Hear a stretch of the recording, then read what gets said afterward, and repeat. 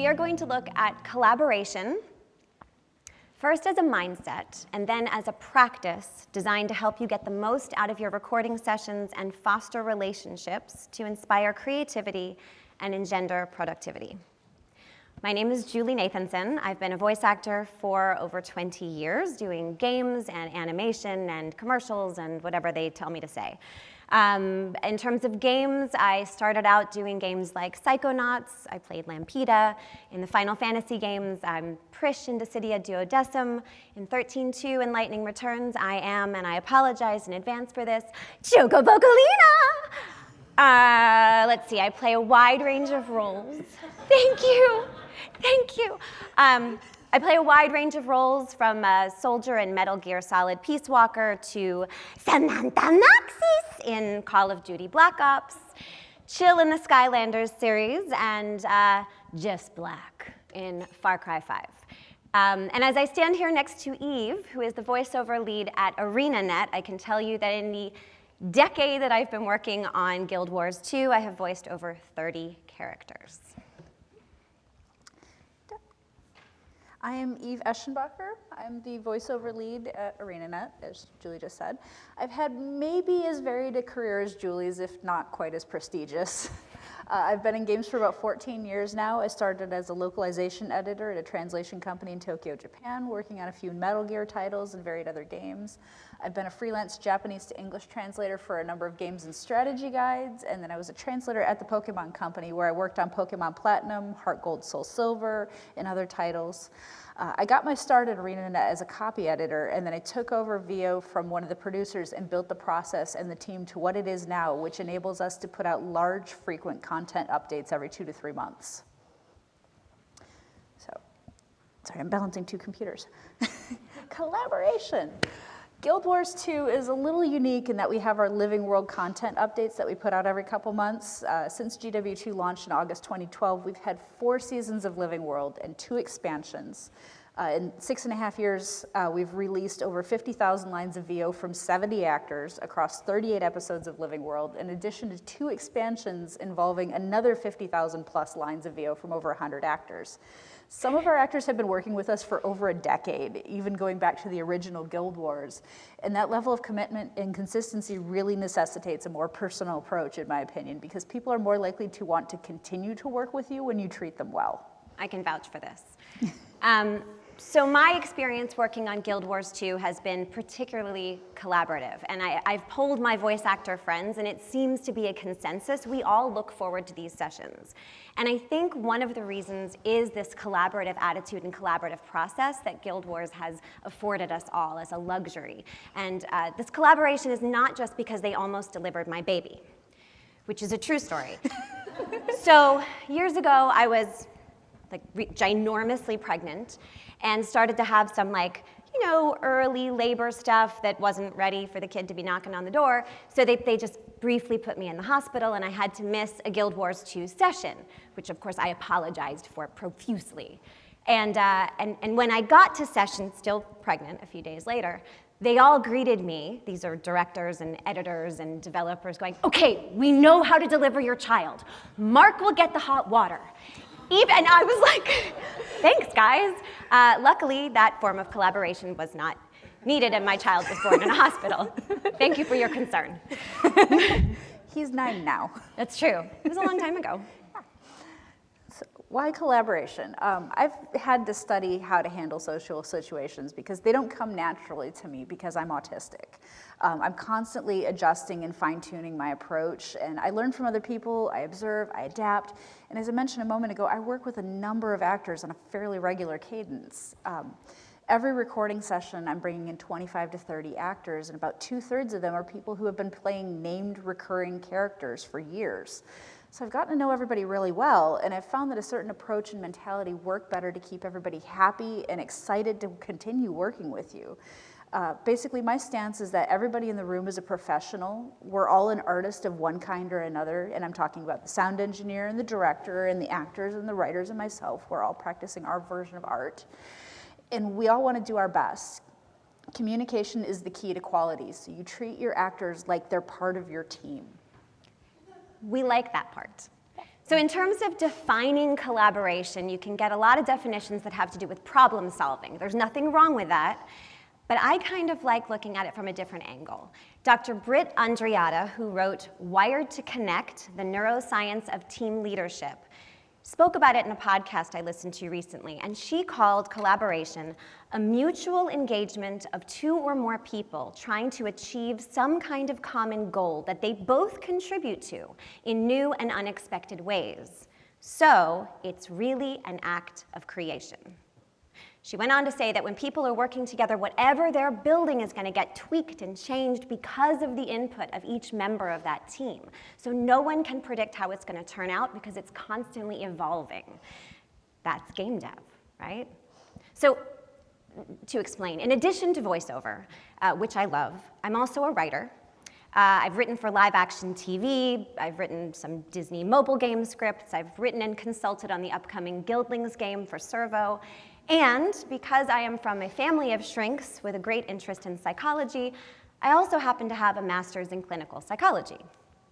So I have three perspectives when it comes to collaboration. From a psychological standpoint, I see so many benefits, from social connectedness to neurosynchrony, which I promise I will get to. It's the coolest.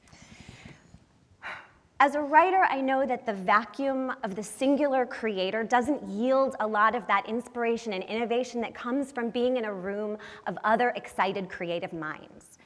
And as a voice actor, I know that when I am brought into the process with renderings, videos, storyline, and given access to the world of the game I'm being asked to inhabit, I'm more likely to feel connected to the narrative, relationships, and life of the character, and more dedicated to the experience of recording your game. So in short, I feel included. And inclusion matters. Exclusion, by comparison, is measured in the brain in the same way that the brain measures physical pain. Exclusion is measured in the brain the same way that we measure physical pain. So inclusion, by contrast, offers this openness, this connection and attunement. And from there, real collaboration is possible. So what happens when we have real inclusion and real collaboration, and we really, really, really work together? Neural synchrony. It's really group neural synchrony. So neuroscientists have hooked up people's brains with EEGs, with the thing that sounds like snuffleupagus but isn't, the encephalogram. That's why I don't say it.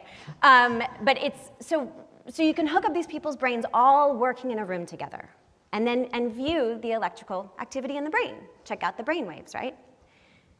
The more people were connecting and truly working together, their brain waves start to look the same. Not just a little bit, but they could be traced on top of each other. So when they're really engaged and feeling really, really connected to each other and having a higher degree of empathy, that neural synchrony is even more pronounced. So that feeling of being on the same wavelength or being in sync when you're really getting it, when you're working with someone else, that's real brain science stuff. So that's why we feel like collaboration might be kind of a cool thing to add in all aspects of the creation of a game. And why do this now? I mean, coming together is more important than ever in today's world. I mean, the old model was kind of more of an exclusionary mindset, the sense that, you know, we pay you to be here for 4 hours, you come in, you say and do whatever we want because we gave you money, and you leave. And that's not great. Well, and we just feel like it's possible to add a collaborative mindset. So that just means really from the get-go, looking at a we over a me stance, right? Valuing open-mindedness and holding the belief that other people have something to add and that we're always learning, right? So just starting from that mindset might shift something, might shift a few things. And we're also going to give you some more concrete tools that might be helpful once you adopt a collaborative mindset. Getting the most out of actors starts with getting the most out of their auditions. Hey, fancy that. Look, we all want the same thing. You guys want us to nail your audition. We want to nail your audition. We want to work for you. So when we get your audition material, it's all we get. And most of us are going to be self-directed. Most of us working actors at this point, we have home studios, and even if we're not just directing ourselves at home, if we go into the agency that represents us to audition, the booth director there doesn't have any more information than we do on the piece of paper. So unless you have us go into a studio and work with a director in person who knows your game, you gotta make sure that what's on that piece of paper is really crucial and helpful for us to build what we can to make the character you're looking for. And in the spirit of collaboration, if you don't hear exactly what you're looking for, listen beyond the voice print. Don't just listen to the sound of the voice. If it's rough, if it's resonant, it's not just that, right? It's whether someone's connecting with the material, someone who makes you curious about whether or not she could maybe do something else with that character. That's who you might want to bring in. So Guild Wars 2 is a really big game. It's a giant world with a lot of NPCs having conversations, giving quests and whatnot. And while we do work with Blind Light, who's our external vendor, to run auditions for our big new roles, I end up with a lot of little small part NPCs around the world every episode. So I work with the writers and the designers to get a sense of what they're building so I can make sure that there's enough voices to go around for all these NPCs. We also have a number of monsters and enemies that need to be voiced, and I work closely with our audio team as we're working out the processing for new monsters. For example, we had this large creature. Did you see a monster? You pointed to a monster. I pointed to our audio director. Okay, I feel so much better now. I thought she was like, and the monsters. Does anyone see something that I don't see? We had this large creature that needed to be voiced. The performance needed to be done in a certain way so that when we overlaid the processing on the lines, it didn't become unintelligible. For that, we got one of the writers to help us record some in-house scratch audio to test with the processing, and then we could take that into the studio for the actor to hear. So we could demonstrate for him that this delivery plus this processing is going to equal this line, and the actor was awesome. He took that cue and he made the performance his own.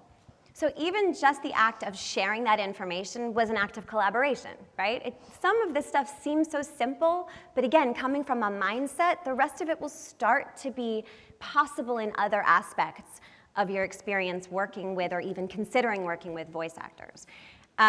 So casting sides for auditions, if you can give us an image of the character, we get so much out of it.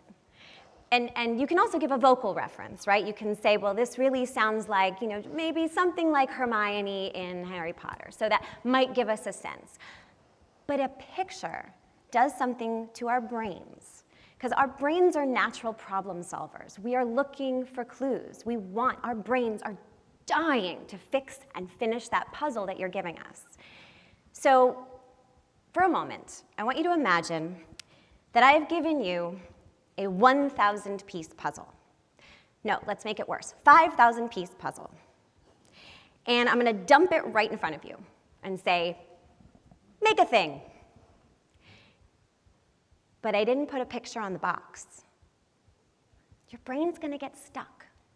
You can put the corner pieces in. We all know, find the corner pieces, and you can do the barriers, little boundaries. After a while, you're just like, I'm going to shove this purple into the purple, and that kind of looks like... Your brain starts to distance from the experience and maybe even shut down. But once you put a picture on the box, the brain starts firing toward completing the puzzle. Our brains fire toward possibility.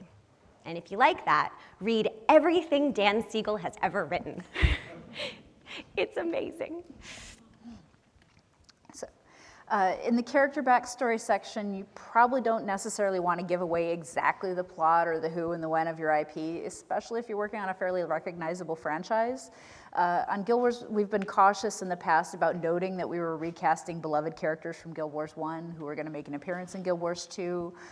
But you still need to find a comparable event or experience that you can reference to give your actor a sense of the journey that the character will be undertaking without giving away the story. You also want to hit the points of emotion. So be sure to include the range of emotions that this character will need throughout the game to offer opportunities for your actors to show you that they can go there. So A, this will help you cast that particular character, and B, give you a sense of whether or not that actor can handle the emotional arc of a similar character. As you've said, sometimes you might be sending out 10 audition sides for 60 characters you're looking for. If the character has any combat scenes, make sure to include a small amount of that in the sides, because that warns the actor that the role requires vocal stress, and it also gives you a sense of how they can do efforts and gutturals. Auditions and protecting your confidential material. Because casting sites for auditions are a bit public, I mean, they're sent out widely to actors and agents that aren't necessarily under NDA, you probably want to obscure, cut, and obfuscate your IP-specific terms. You put "War Never Changes" in an audition side, and the game's press goes, ooh, maybe there's a new Fallout game coming. You say you're recasting a British woman who plunders ancient burial places, and they're probably going to guess that there's a new Tomb Raider game in the works. There's a tendency to cut away so much from the casting sides to hide your IP that it becomes over-sanitized, leaving actors too little to work with. You know, you cut too much meat off the bone, and all you're left with is scraps. What we usually do is write the casting side as if we were writing it for an internal reviewer or an NDA'd actor, and then just disguise, find, and replace. And yes, please do change the important details of the character, but don't, just for fun, for example, don't change your main prehistoric, villainous dinosaur creature to a member of the Geek Squad at Best Buy. Make parallel changes and keep the emotional arcs. So we want to give you some audition examples. I'm going to pretend that I'm casting a game, and this is the audition side that I would be sending Julie through our vendor. This first casting side has been scrubbed of all sensitive information. So let's see. Let's pretend I've never seen this before. So Emily is in her 20s. That's all I get. I have 3 lines from Emily. Remember, bravery is not undone by injury, but by lack of faith. Stop no more. I may not have been made for war, but I will fight with everything I have. And now attack. So I am going to look for any clues I can in this extremely sanitized audition piece. I have bravery, I have injury, I have war and fight. Okay, so she's in her 20s, and I'm going to say she's a soldier, right? And maybe at the beginning, she's talking to herself, right? Maybe she's got to remind herself that she can do it, you know, get her bravery back because she's been injured. And then now attack, well, okay, well, hold on, now maybe she's the commander. So I want to make her really commanding and give her a lot of control. So my stab in the dark with very little information would be, remember, bravery is not undone by injury, but by lack of faith. Stop, no more. I may not have been made for war, but I will fight with everything I have. Now, attack! So, we have no idea if that was any good, because we don't know anything about this character or the game. This version is a little bit less over-sanitized, but it's still obfuscated, so I'm not giving away my IP. I've changed a few terms, gone with a few parallel sort of things, but it's not giving away exactly what I'm working on. Now look at all the clues I get. Sci-fi fantasy, okay, so maybe not a first-person shooter in a modern war. Age 20s, but immortal.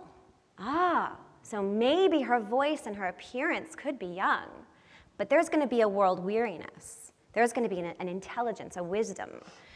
Her appearance, look, it's so pretty. Look, there's glowing lights. That tells me there might be some magic. There's power. I can see her eyes are determined, her sword.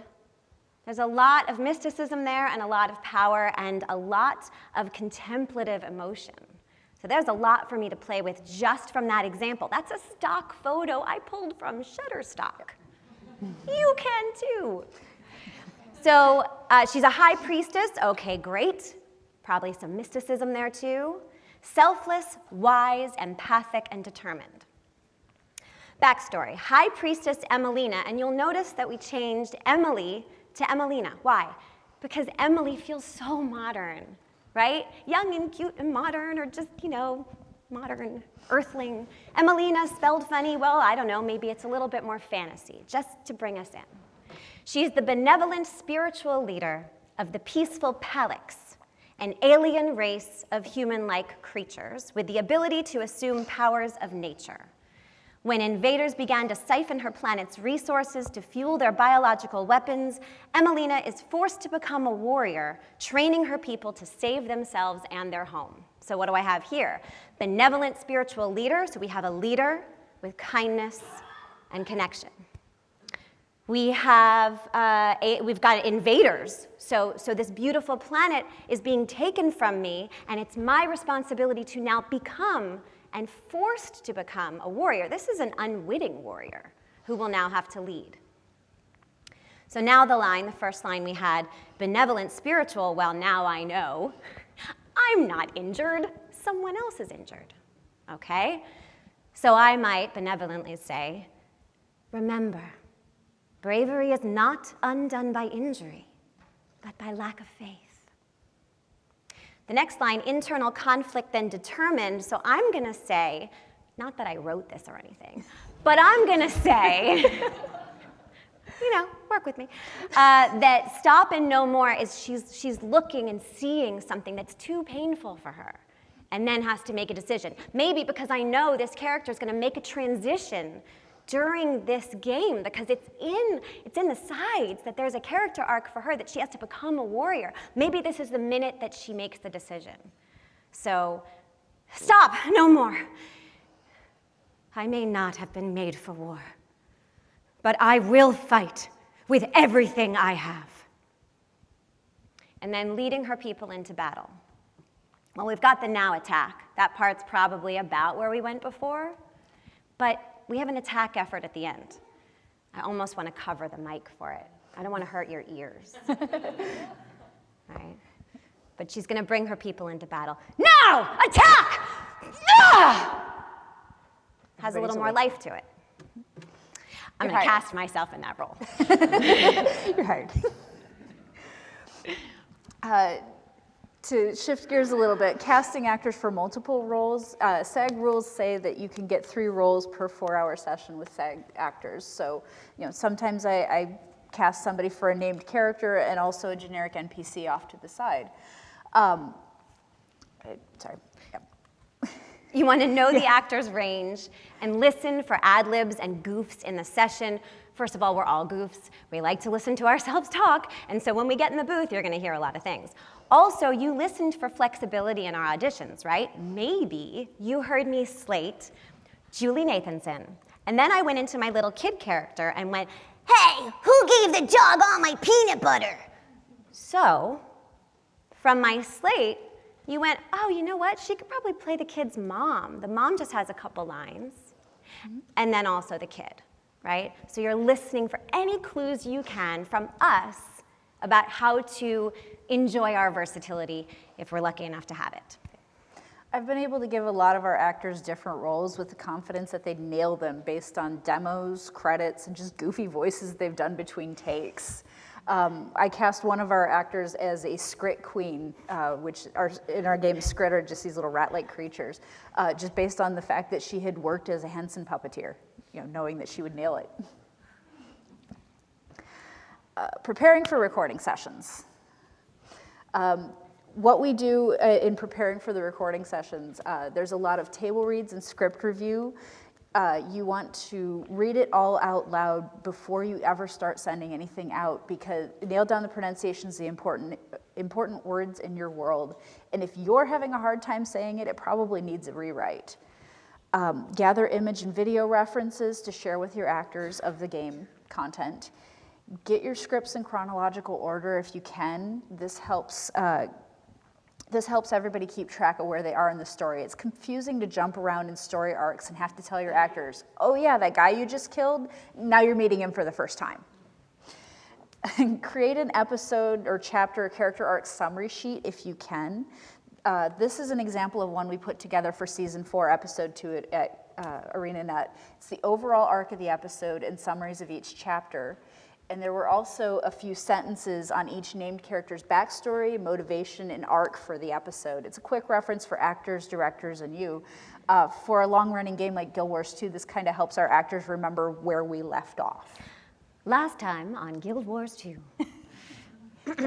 So Excel-style scripts, sometimes you got to use them, right? Sometimes we get into the studio and it's like, we need you to do 400 lines in 7 minutes. So context goes away and we just do our thing. Sometimes it's the only format that works for your content. It's just a number of lines like an announcer. but it's harder to follow the through line of the story, and it often lacks context. So as before, right, without the context, you know, just a generic human female, I would say, no more breaks, we've got work to do. And then, yeah, and the captain will have our hides if she sees you loafing about. Do what you like, but if I'm gonna die, I'll die on my feet. I have no context, I have no emotional quality. I'm just gonna say the words and you'll get it in your game, but it might not give you the feeling you need. In contrast, movie-style scripts. These are what the actors are used to seeing, gives the context to the scene, you can see the previous and following lines, and it's easier to follow the through line. So here we can see that you've got two Corsairs near some wreckage. The first speaker, that would be me, at work gathering crates. Oh, okay, cool, so I'm moving while this is happening. And the second speaker is sitting down. Oh, now I get it. I'm basically accusing the person next to me of not working. That really changes the context. So I would say, no more breaks, we've got work to do. Work to do? Do you hear yourself right now? Krokatorik's coming, the brand will take us all. Yeah. And the captain will have our hides if she sees you loafing about. I'm not spending the last moments of my short little life hauling crates. Do what you like.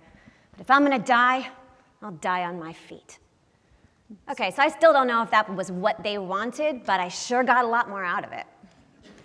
Vocal stress. That's a fun topic, isn't it? Look, it's a hot button issue, and we know it. Professional voice actors, we know we're gonna have to scream and be electrocuted and die by fire. We know you're gonna have us take damage and we're gonna have to slice a lot of people. We got it. The thing is that the body can only take so much. So there are ways to structure and handle vocal stress that, again, is more collaborative, understanding that perhaps it may not always just be combat. For example, one time I got some audition sides for a villain character, and I noticed that in the sides she wasn't yelling, right? Didn't seem too intense. So I made her a little darker, and I gave her this rumbling, raspy voice. Well, I booked the job, and then I got in there, and it's not that she had to yell, but everyone she talked to, she was very intense. It killed. So I had no clue, and I had offered a voice print that I couldn't really sustain for 4 straight hours, right, in this character at that intensity. So that's why the clues are so helpful. Help us help you. So it had to be in there somewhere, right? It was my line. There's a misconception. Oh yeah, there it is. That is your line. Pretend I didn't say that. There's a misconception that soldiers have to have a dark, gruff voice print, and that's not necessarily true because soldier's an attitude. Anybody can be a soldier. But help your actors help you. You know, tell the agents roughly how much shouting is going to be needed for the session, because actors can have multiple sessions in a day, and this helps them schedule and manage their performances so they bring you their A game every time. It can also be helpful for agents and actors to have a sense of how many sessions you're going to need them for. There's SAG rules and guidelines regarding vocal stress, about a 2-hour maximum. If you need more, break it up across sessions, mix it up with content that's not vocally stressful. Save your most extreme stuff for the end, at the end of the session. If you have us scream and die by fire and electrocution in the beginning, by the time you want us to do that really connected scene, we sound like frogs. Listen to your actors and notice when they're breaking. Monitoring their vocal stress and offering breaks and relief builds trust. You know, it's a marathon, not a sprint. So one really great tactic is to map out the percentage of your game, or at least of that session, that will be vocally stressful, and give the actors a heads up. Hey, you're gonna have 30% of your work today is gonna be like combat oriented, 10% is gonna be the highest intensity and some death screams, 10% is gonna be whispered intensity, and then this other 10% is gonna be efforts, right? That lets us know how to plan, and then partway through, you've got this amount left. We've got this many more lines before break. And what that does is it lets us plan, like again, the way you would do in a marathon with mile breakers, right? It lets you know where you are. If you start out sprinting by mile 21, you're gonna face plant. So, in the studio, hire a good director and follow their lead. Let them speak to the actor. Give context when necessary, but just don't give line reads. Give the subtext of the line as a shorthand, but your actors don't tell you how to design the game. Don't tell them how to do their job either. Try offering intention, relationship, emotional context, and be willing to accept a read that's not the one that you're hearing in your head, if it works for the moment. Sometimes, they shout and you're like, sorry, this is more of a one-on-one conversation. Also in the studio, be energetic if you can. We know you get tired, it's true, but remember neural synchrony, that really cool brain science thing? You don't want us to synchronize with your boredom and your exhaustion because it's catching. And also, even after all this time I've been doing this work, if on the other side of the glass, I see that you're like this and you're completely done, I think I've screwed up. Even at this point, right, in my career, I'm like really lucky that I've been doing this a while, but I'm really still hoping that you guys like what I'm doing, right? And if I think you're disconnected, I disconnect. I get in my head, did I do that right? And then I start flubbing lines. So your collaboration is part of affective resonance, right? If you're enthusiastic, I stay enthusiastic. And if you can, tell your actors who they're playing opposite in scenes.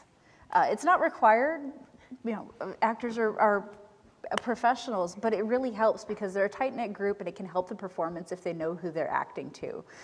So I had given Julie this little ghost child, young girl ghost, to play. She's half of a set of twins who are going to be voiced by two different actors.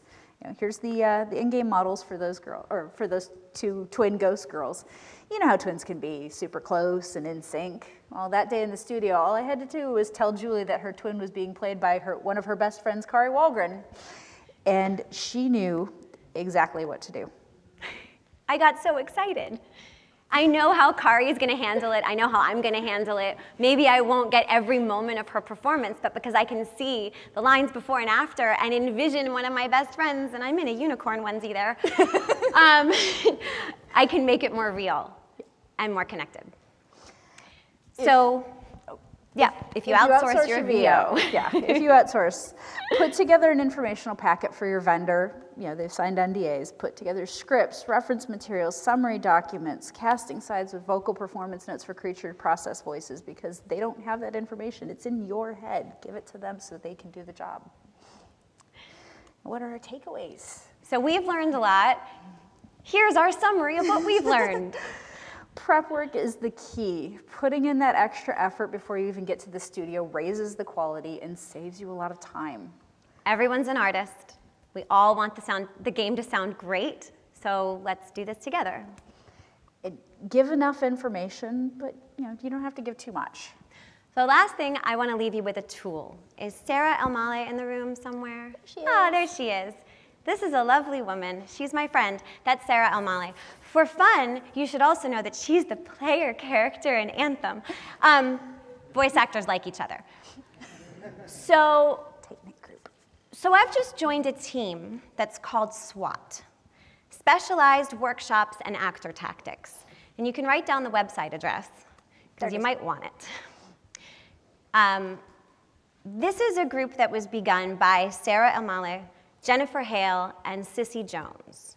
And the idea is to create a free service, and I will say that again, this is a free service, to help give developers the opportunity to collaborate with professional voice actors while your material is still at the pre-casting stage. So we offer 2-hour sessions for table reads or even performance capture, virtually or in person. So even if you're out of the country, we can do this virtually. And we will help you workshop your game. The idea here is to raise the level of content, community, and collaboration. You can't record us while we're doing this, but you get union actors breathing a little bit of life into your words before you're even casting. And yes, if you need maybe just one more session for each project, you get another 2-hour session. So I'm excited about this because it's sort of the embodiment of what we're talking about today, the idea of wanting to collaborate together. This group is ready to do that. So if you have questions, Sarah is here. I have some cards, some SWOT cards here. You're welcome to approach me afterwards, and we'll be happy to talk to you about it. And so will Sarah. She's nodding and raising her hand, adorably, actually.